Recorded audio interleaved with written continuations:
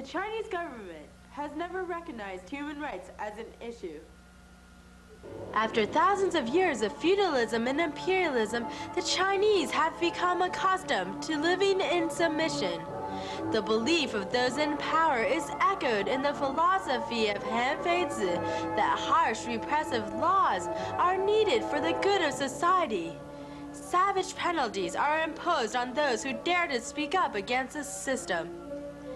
With the turn of the 20th century, Western ideas began to influence China.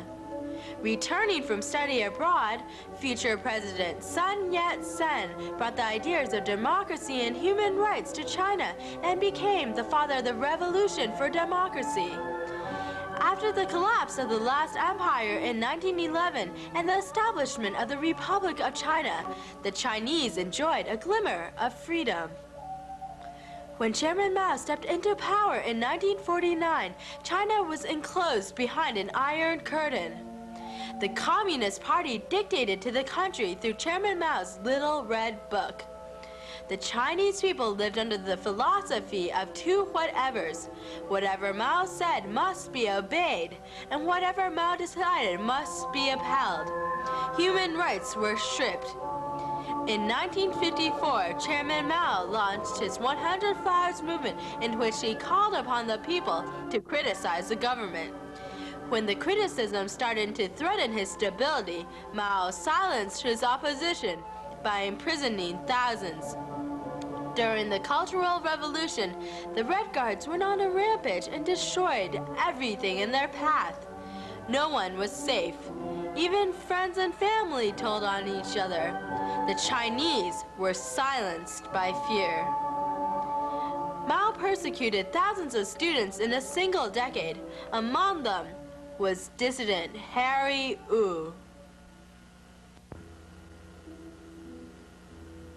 Harry Wu, the son of a Shanghai banker, was imprisoned in 1960 during his senior year at Beijing's Geology Institute for criticizing the Soviet Union's invasion of Hungary during the 100 Flowers movement. He was labeled a counter-revolutionary rightist and a poisonous weed. Without being formally charged or tried, for the next 19 years, Wu suffered in the Laogai reform through labor camps, which were designed not for altruistic rehabilitation, but for punishment and profit. In the bitter desolation of the Laogai, Harry Wu was transformed from a member of China's privileged intellectual elite into a social outcast, denied even the most basic human rights. He was subjected to grinding labor, systematic starvation, and torture. In the camps, both his back and arm were broken. The following political prisoner describes the hellish conditions of the Laogai.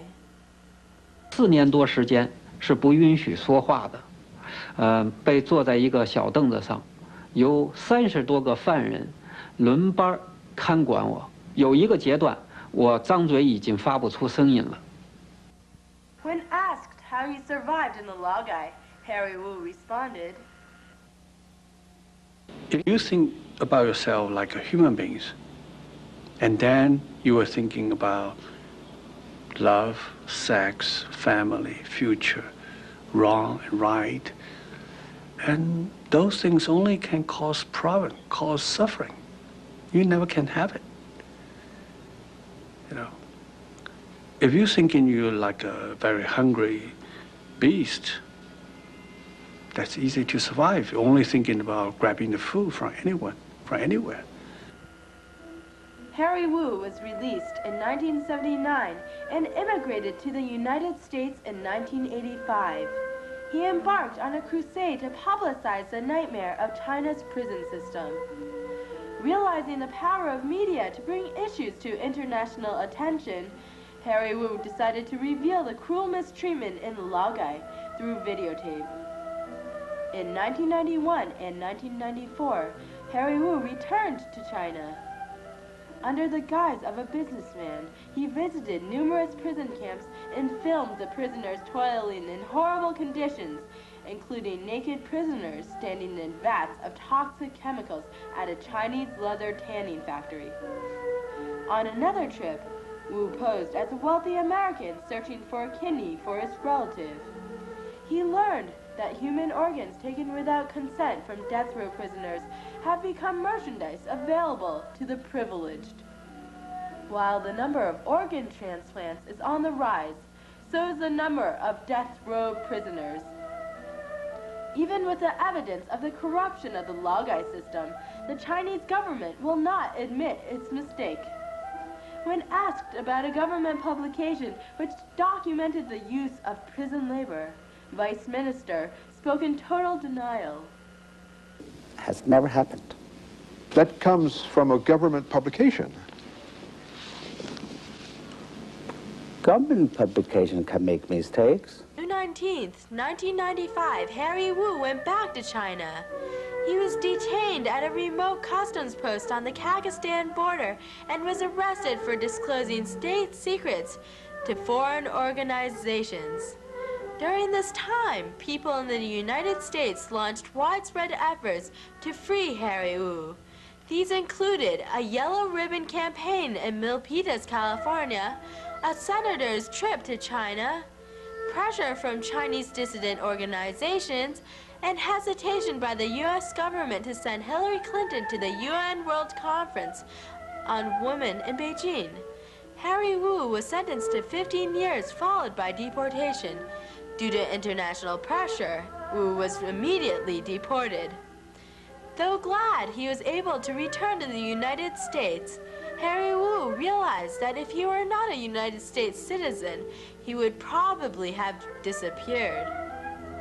The Laogai Research Foundation, founded by Harry Wu in 1992, serves to educate the international community about the human rights abuses in the prison system of China through publications, television broadcasts, speeches, and lectures.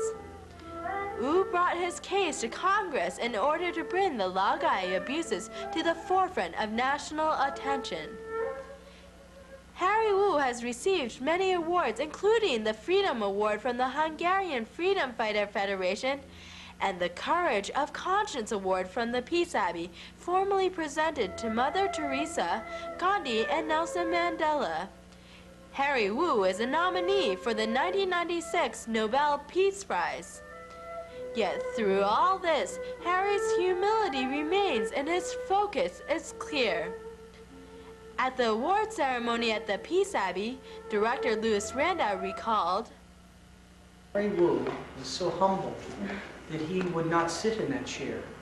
And he said that he would not sit in the honor chair until all of his brothers and sisters are released from prison in China.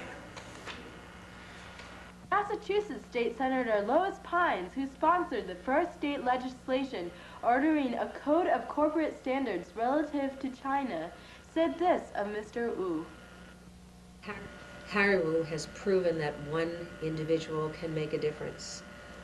This is a critical principle of democracy.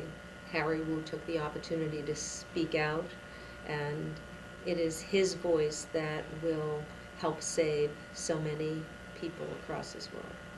Harry Wu will continue his mission to disclose the human rights abuses in China. If I have the opportunity, I just go. There's no hesitation, not afraid.